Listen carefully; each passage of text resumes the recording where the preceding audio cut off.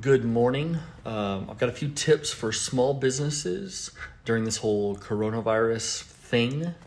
At Do Good Media, we want your small business to win.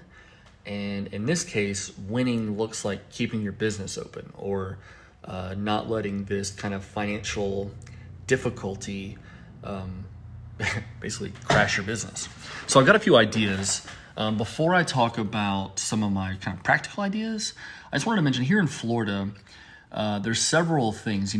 Restaurants have specifically been, there's been a state, it's not a mandate, but it's a Executive Order 2068, which is requiring restaurants to reduce density, reduce crowds. So if you're a restaurant owner, I'm feeling it, man. I'm going to have some specific tips for you in just a minute. But in light of this as a business, if you're being told literally to tell people to go away, that can hurt your business.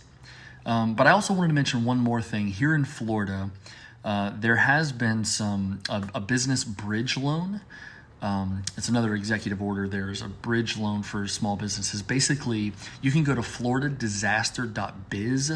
That's floridadisaster.biz, B-I-Z. You can find out about some of these loan opportunities for small businesses. So along those veins, for small businesses, cash flow is going to be one of the hardest things with customers not going to your business, right? Not coming to your business. So what could you do as a small business owner to help encourage customers to buy things from you during this whole COVID corona thing? So a couple ideas. One idea, if you sell a service or a product, consider letting your customers know that you have gift cards available. And, you could just appeal to people's heartstrings and say, hey, we're a small business. We love you as a customer. You love us as a vendor of yours. We'd love for you to just give us some money now. Even if you don't need our products or you don't need our service, give us a little money now so that we can keep cash flow going. And then once you're comfortable coming into the store, then we'll honor that gift card. So if you have the ability to print gift cards or gift certificates, you might want to recommend your customers on social media, let them know that you are selling gift cards. If people don't just buy them right away, just out of solidarity, you might need to incentivize that gift card like a percentage discount, or for every $50 you get $75 value or something like that. You may want to consider some kind of incentive for your customers to buy your gift card even if they're not coming into your store. Again, coronavirus, there's a lot of people who are just scared, and it's recommended not to be in crowds. So if your business is a business that typically has crowds, encourage your customers to buy a gift card so they can come back and redeem that card when they're not afraid of dying. Okay, so that's gift cards. Okay, so if you sell a product or a service that would alleviate the pain point of bored kids at home, if your audience is a parent, or your audience is like the people who typically buy your product are kids, you may consider promoting your product as a relief from the boredom of being home. Now, granted, I have 4 kids. We actually homeschool, so there's really no change for us. But I see all of these people that I know who are, they're kind of like, they don't know what to do because their kids are home, because they're not in schools, at least for 2 weeks. So these parents are like, what do I do?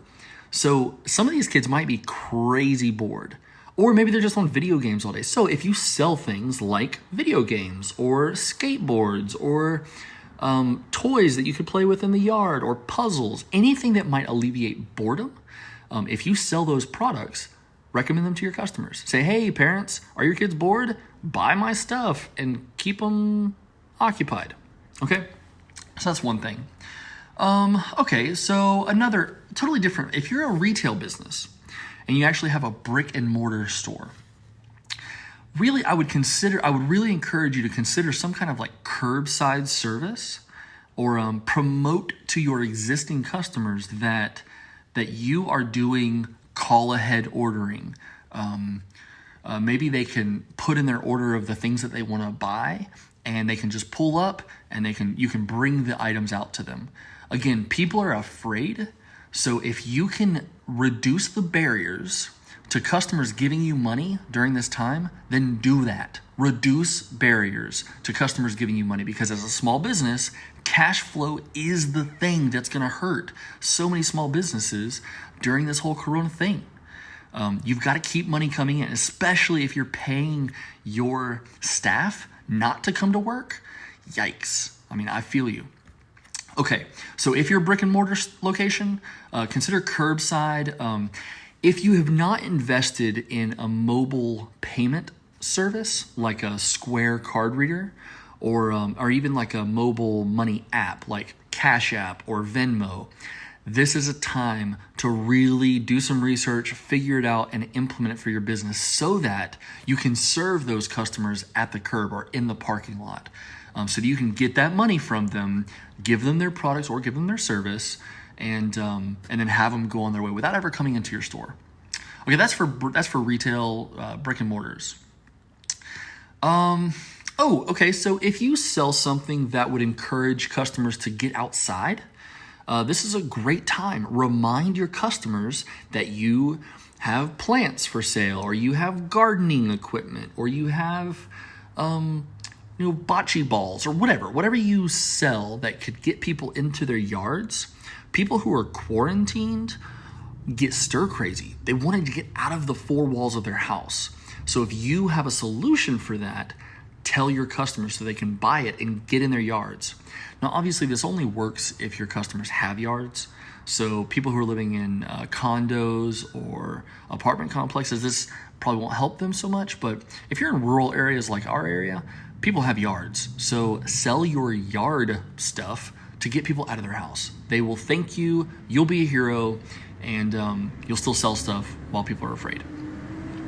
Okay, I mentioned at the beginning of this video that I was going to give some specific tips for restaurants, and I do want to mention those now. So, in light of the whole Executive Order 2068, which says that restaurants and bars are required to reduce reduce crowds, right? They want to reduce density of crowds.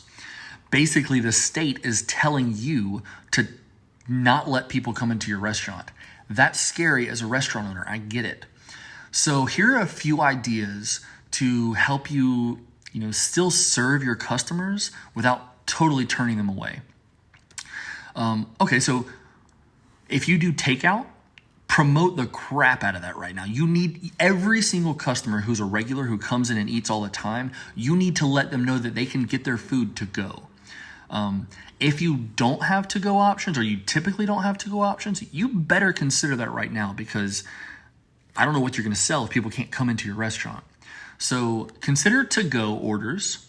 Also delivery. If you have the infrastructure to do delivery, you might want to encourage customers to order your delivery service. Even if it's just a slight upcharge, I think people will be willing to pay for it. So if you can do delivery, do it.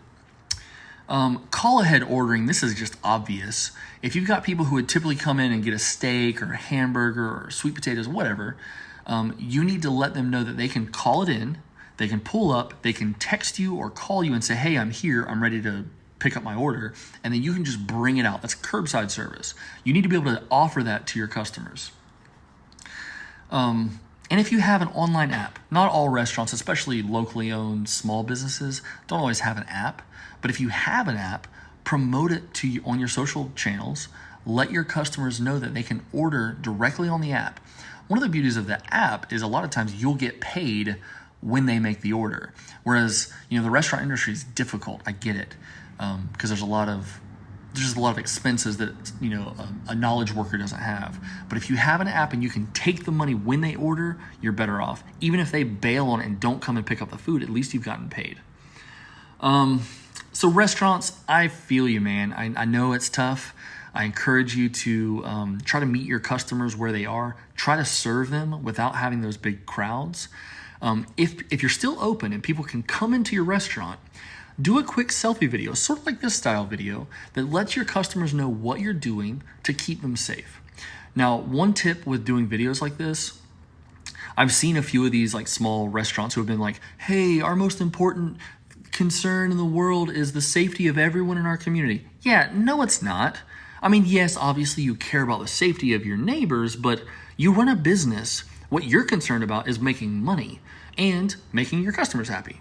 So don't be fake. That's the key, right? If you're going to do a video and you're going to be like, with coronavirus, we're just, the most important thing to us is your safety. Well, I mean, it is, but is it really? But if you're doing things to keep your customers safe, you need to let them know what you're doing. Like, we're seating people 3 tables apart. We've removed everything from the table. We're wiping those down so that we're reducing the interactions of different guests, things like that. Okay, that was restaurants. Last thing, I know this is already a long video. Last thing is if you are a service provider, so if you do consultation, example, like my business, I run a marketing company, right? So we help people come up with marketing strategies. I don't have to physically be in the room with you to help you come up with a marketing strategy. You and I could talk about your website without me being in the room with you. If you're a lawyer, if you are an accountant, if you're any of these service providers, if you provide a service and people pay you for your expertise, offer this as a video chat. There is no reason in the world you can't do this. Basically, Google Chat, Facebook Messenger, your iPhone with the FaceTime, you have the capacity already to do video chats with your customers. If you provide a service and you have expertise, consider letting your customer know so that they can let them know that they can go ahead and pay you. You can still meet with them. You can meet with them virtually instead of in person. Let people pay you for your expertise, even if they're scared to go out of their house. All right, I know this has been long. I know small businesses, you are in my heart. I feel it. I know how difficult it can be to see the horizon and say, yikes, what are we gonna do? What's our cash flow issue? I just hate it, But ultimately, this is a short-term thing. It's gonna pass. I tend to not be an alarmist. Hopefully a lot of people don't get sick. Hopefully we avoid it. It kind of runs its course and we're done. And everybody here in North Florida, at least, is pretty safe. As a small business owner, I encourage you to think through what you can do to help your customers give you money even when they're not leaving the house. I hope these tips have been helpful. If you have any questions about how you might want to handle this from a PR perspective for your business, or if you have any, if you need to run ads on Facebook and you just don't know how to do it, message me here on Facebook or Instagram. Let me know, and I'll be happy to help you. I mean, it's what we do. We're a marketing company. We'll help you sell your products to your customers. Again, small businesses, I hope you win. I want you to win. I know it's scary. Check out that floridadisaster.biz if you need that loan, that bridge loan program. Stay on top of what you're required as the state's kind of stepping in and telling people what they can and can't do. So we got some new regulations you're gonna have to deal with. I know that kind of sucks, but it is what it is. I hope you have a great day. If you've got time on your hands, think about strategic plans for your business over the next 120 days. Think about it. All right, have a great day. Stay safe. Give your friends and family a hug virtually. All right, have a great day. Talk to you later.